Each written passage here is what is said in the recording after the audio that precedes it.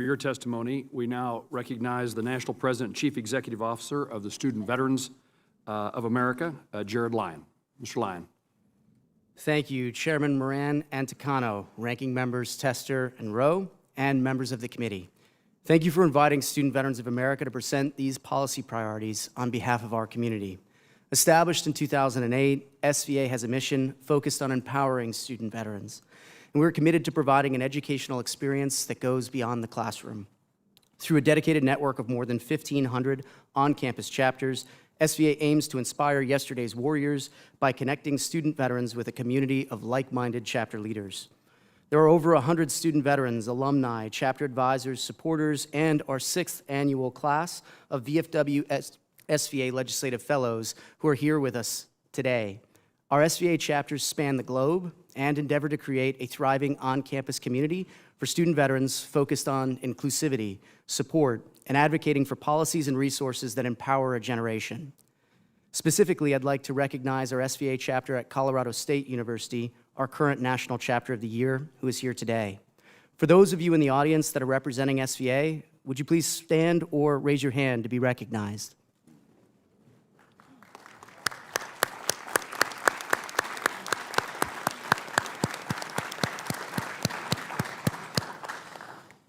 Thank you.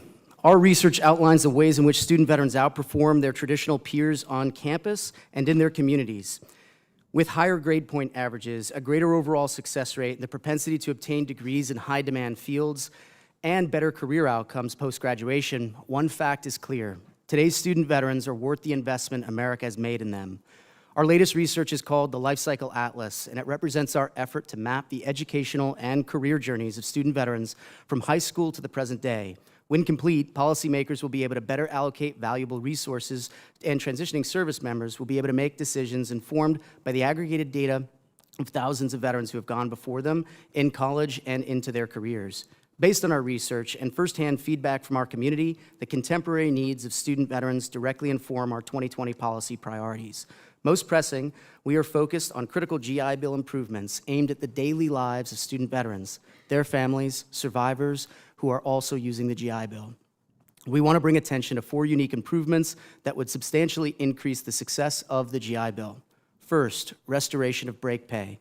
Second, reforming overseas housing allowance rates and the approval of study abroad programs. Third, creating greater safeguards for students affected by natural disasters. And fourth, affording service members additional time to consider whether or not the Montgomery GI Bill enrollment is right decision for them.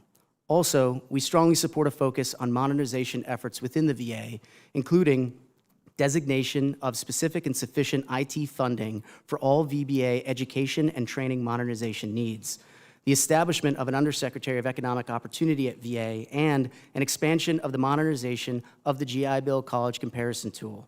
I'd like to take a moment, especially thank VA OIT and VBA for the modernization efforts of the education and loan guarantee programs. Just as student veterans helped democratize higher education after World War II, student veterans today are once again at the tip of the spear for all post-traditional students.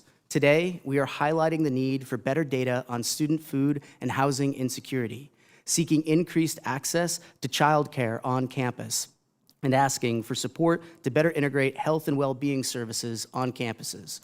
While outside the direct jurisdiction of these committees, the Higher Education Act reauthorization affects major aspects of the educational opportunities, choices, protections that impact student veterans. SVA will continue to prioritize keeping the student veteran voice a key part of the reauthorization efforts as negotiations continue. Above all else, we are calling for an end to the damage caused by the long-standing 90-10 loophole. Thank you to the many members who have already stepped up to support us on this issue over the past year. In 2019, we saw the bipartisan bill in the Senate and the provision within the House College Affordability Act to close the loophole. Based on the growing support, we firmly believe that this year is the year the 90-10 loophole is finally closed. At SVA, we use the term the best of a generation when describing all veterans. In our nation's history, whether they were drafted or volunteered, deployed overseas or defended the home front, veterans have always been the best of their generation. From the founding of our country to present day, it continues to prove true that educated veterans are the key to solving whatever problems our nation faces. This is the legacy we know student veterans carry and what our 2020 policy priorities support. It is an honor to be here with you all today, and we look forward to empowering this and every generation of veterans with your support. Thank you, and I look forward to your questions. Mr. Lyon, thank you